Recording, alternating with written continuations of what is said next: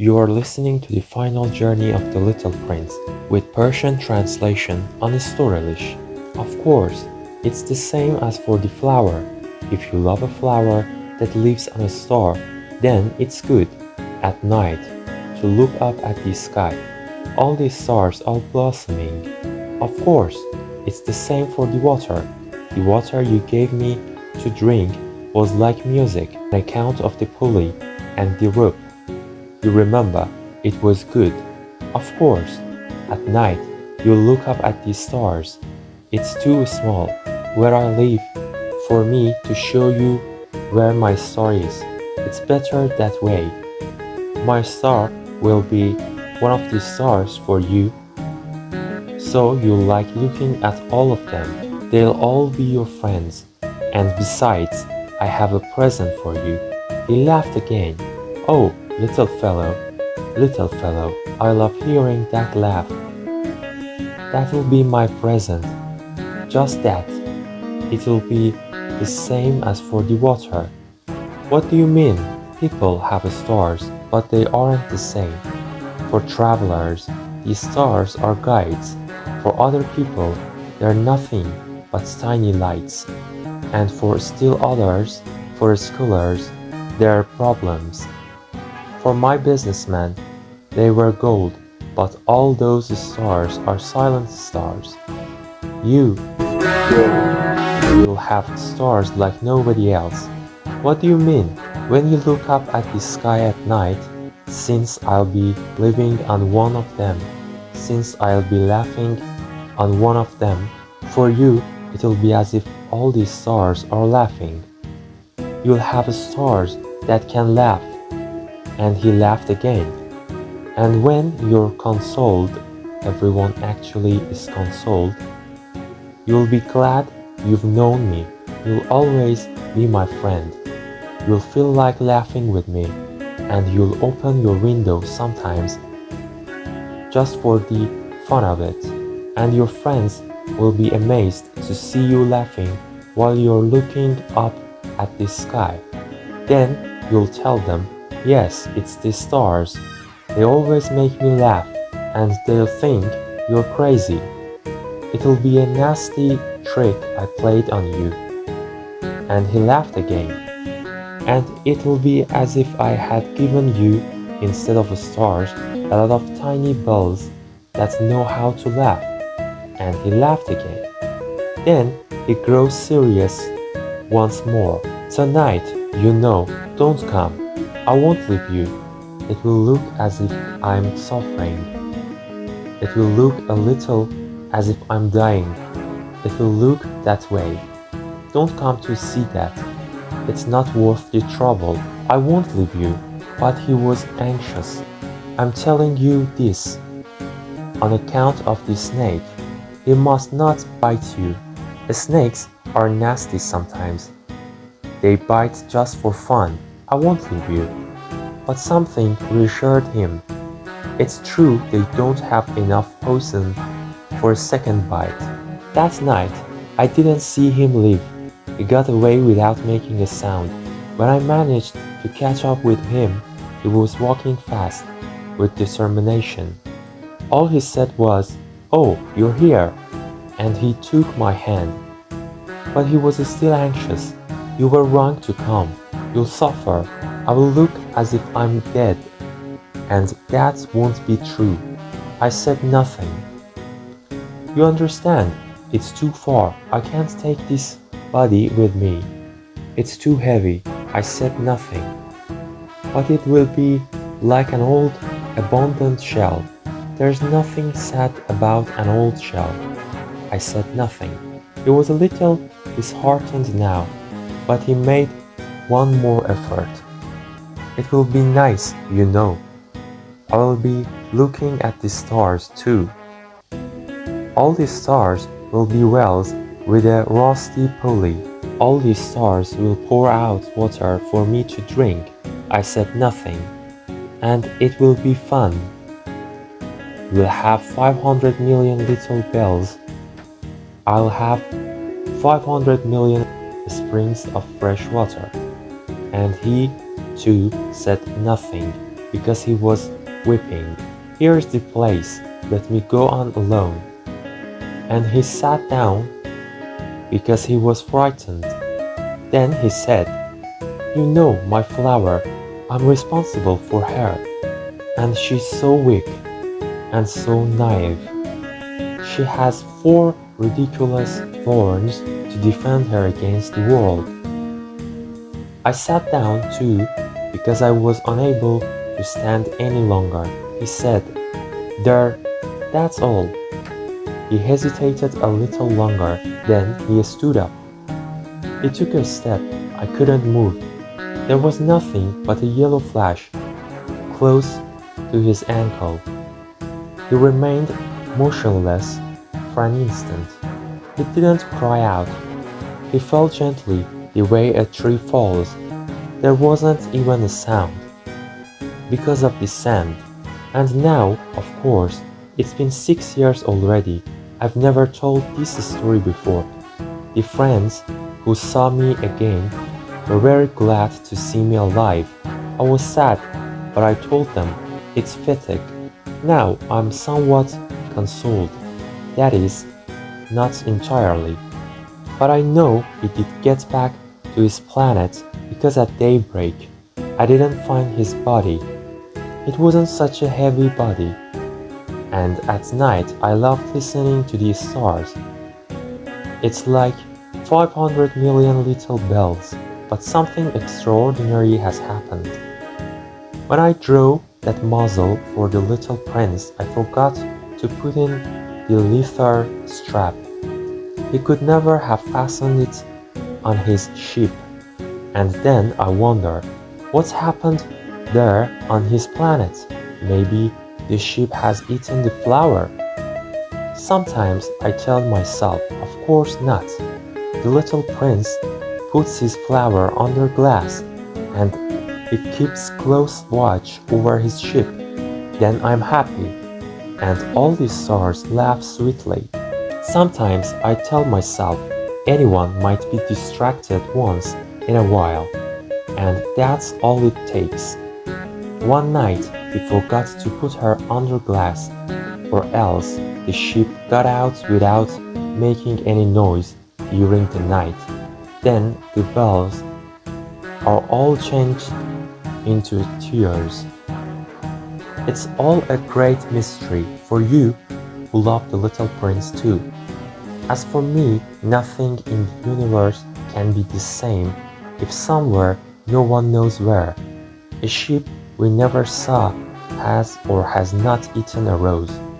Look up at the sky. Ask yourself, has the ship eaten the flower or not? And you'll see how everything changes, and no grown-up will ever understand how such a thing could be so important. For me, this is the loveliest and the saddest landscape in the world. It's the same landscape as the one on the preceding page, but I've drawn it one more time in order to be sure you see it clearly. It's here that the little prince appeared on earth, then disappeared. Look at this landscape carefully to be sure of recognizing it. If you should travel to Africa someday in the desert, and if you happen to pass by here, I beg you not to hurry past. Wait a little, just under the star. Then, if a child comes to you, if he laughs, if he has golden hair, if he doesn't answer your questions, you'll know who he is. If this should happen, be kind. Don't let me go on being so sad. Send word immediately that he's come back. And now our story comes to an end. Don't forget to like and subscribe for more stories. And tell me your suggestions for the next story. ترجمه آخرین قسمت از داستان شازده کوچولو. آره میدونم، درست مثل یک گل میمونه. اگر تو عاشق یک گلی باشی که روی یک ستاره زندگی میکنه، خیلی برات شیرینه که شبها به آسمون نگاه کنی. انگار همه ستاره ها گلی رو تو خودشون دارن. آره میدونم، درست مثل آب، به خاطر چرخ و طناب. چیزی رو که به من دادی تا بنوشم مثل یک موسیقی بود. یادت میاد چقدر خوب بود؟ بله یادم هست. شبا میتونی به آسمان نگاه کنی. جایی که من زندگی میکنم همه چی خیلی کوچیکه. به همین خاطر نمیتونم دقیقاً جای سیارکم رو به تو نشون بدم. اینجوری بهتره. برای تو سیارک من یک جایی در میون ستاره هاست و بعد تو عاشق این خواهی شد که به ستاره های تو آسمون نگاه کنی. همه اونا دوستان تو میشن. حالا برات یه هدیه دارم. و شازده کوچولو شروع کرد به خندیدن. اوه شازده کوچولو عزیزکم، عاشق شنیدن صدای این خنده هام. هدیه من به تو بود. این درست مثل وقتی بود که داشتیم آب می نوشیدیم. میخوای چی بگی؟ من تو یکی از اون ستاره ها زندگی میکنم و میخندم و بعد انگار تمام ستاره ها میخندن. وقتی شبا به آسمون نگاه میکنی فقط تو اون وقت ستاره هایی داری که میتونن بخندن. و او دوباره خندید و گفت وقتی غم‌ها تسکین پیدا کردن، زمان تمام غم‌ها را تسکین می‌دهد. از اینکه منو شناختی، راضی و خوشحال خواهی شد. تو همیشه دوستم خواهی بود. تو با من می‌خندی و بعضی وقتا پنجره اتاقت را باز می‌کنی و غرق در خوشی و کیف میشی و دوستات از اینکه تو بیخودی با نگاه کردن به آسمان می‌خندی تعجب می‌کنن و تو به اونا خواهی گفت آره ستاره‌ها همیشه منو به خنده میندازن و اونا فکر می‌کنن که تو پاک دیوونه شدی. می‌بینی چه کلکی بهت زدم؟ و دوباره قش خندید و گفت مثل این میمونه که من به جای ستاره ها به تو یه عالمه زنگوله دادم که بلدند بخندند. و دوباره خندید. بعد به سرعت حالتی جدی به خودش گرفت. شازده کوچولو گفت میدونی امشب دنبالم نیا. گفتم من تنهات نمیذارم. مثل این میمونه که دارم درد میکشم، مثل این میمونه که دارم میمیرم. یه چیزی شبیه اینا. نیا تا این چیزا رو نبینی، ارزشش رو نداره. من تو رو تنها نمیذارم. اما اون نگران بود. بهت که گفتم به خاطر مار هم هست. اون نباید تو رو نیش بزنه. مارا اونا موجودات بدجنسی هستن. ممکنه اون همین جوری واسه تفریح تو رو هم نیش بزنه. گفتم که تو رو تنها نمیذارم. اما یک فکری تو سرش او رو کمی آرام کرد. درسته اونا برای بار دوم دیگه زهری ندارن که بخوان کسی رو نیش بزنن. اون شب متوجه نشدم چه وقت از من جدا شد. اون بدون هیچ سر و صدایی دور شده بود. وقتی پیدایش کردم داشت با قدم‌های آهسته و مصمم جلو می‌رفت. خودم رو به او رساندم و او به آرامی گفت او بالاخره اومدی. دستم رو گرفت اما هنوز نگران بود. گفت اشتباه کردی اومدی. ممکنه ناراحت بشی. مثل این میمونه که دارم میمیرم اما این درست نیست. چیزی نگفتم. آخه میدونی خونه من خیلی دوره. نمیتونم این بدن رو به خودم ببرم. اون خیلی سنگینه. باز چیزی نگفتم. بدنم مثل یک پوسته کهنه میشه. دلیلی نداره آدم واسه یه پوست کهنه ناراحت بشه. چیزی نمیگفتم. او ترسیده بود اما آخرین تلاشش رو هم کرد. میدونی خیلی قشنگ میشه. منم به ستاره ها نگاه میکنم. همه ستاره ها تبدیل به چاه آب میشن با یه چرخ کهنه و از همه ستاره ها آب زلال و پاکی بیرون میاد تا بنوشن. من چیزی نمیگفتم. خیلی بامزه است. تو 500 میلیون زنگوله داری و من 500 میلیون چاه آب زلال و پاک. و دیگر چیزی نگفت چون داشت گریه میکرد. اینجاست. دیگه بذار خودم تنهایی برم.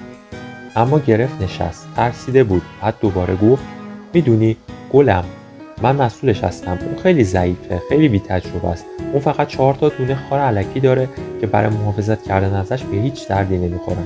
منم کنارش نشستم برای اینکه دیگر تحمل ایستادن را نداشتم. همش همین بود. هنوز مردد بود ولی بالاخره ایستاد و قدمی به جلو رفت. نمیتونستم حرکت کنم. هیچ چیزی ندیدم به غیر از درخشش زرد رنگی در کنار قوزک پایش. برای لحظه‌ای بی حرکت ایستاد. فریاد هم نزد. مانند درختی آرام به زمین افتاد. به خاطر شنهای بیابان حتی افتادنش هم صدایی نداشت.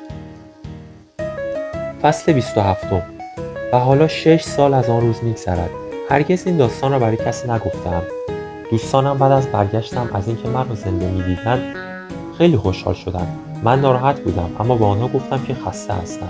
حالا غم‌هایم کمی تسلی پیدا کردند اما راستش رو بخواهید نه کاملا. میدانم که او به سیارکش برگشت برای اینکه وقتی صبح شد بدنش را پیدا نکردم. هرچند بدن سنگینی هم نبود. عاشق این هستم که شبها به صدای ستارگان گوش بدم. مانند 500 میلیون زنگوله کوچک صدا می‌کنند. اما یک چیز عجیبی هست. وقتی داشتم پوزه بند برای گوسفند شازده کوچولو می‌کشیدم یادم رفت برایش یک تسمه چرمی بکشم. او هرگز نمی‌تواند آن را روی پوزه گوسفند ببندد. من هنوز نگرانم روی سیاره‌اش چه اتفاقی افتاده. شاید گوسفند گلش رو خورده باشد. بعد به خودم میگویم حتما اینجوری نیست. شازده کوچولو هر شب گلش را زیر محافظ شیشه‌ای میذاره و حواسش به گوسفندش هست.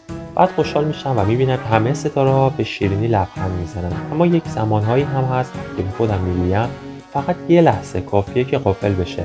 یه روز غروب که یادش نباشه محافظ شیشه‌ای را روی گلش بذاره که اگه گوسفندش یه شب بی سر و صدا از چبش بزنه بیرون.